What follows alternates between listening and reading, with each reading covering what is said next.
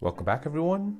In this video, I want to show you how you can avoid being detected when half swiping on a message on Snapchat. Before we begin, don't forget to subscribe to this channel if you enjoy these kind of videos and turn on bell notifications. If this video helps you out, then please hit that like button and let me know in the comment section down below.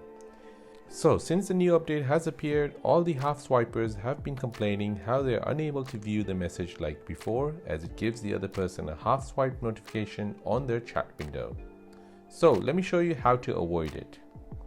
When someone messages you on Snapchat, you will get a notification on your notification bar like this.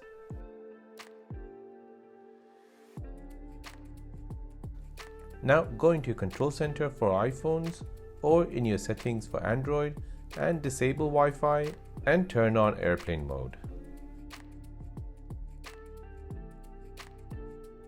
Now open your Snapchat app, tap on the chat tab at the bottom. Now half swipe on the message and read the message without letting the other person know you read it.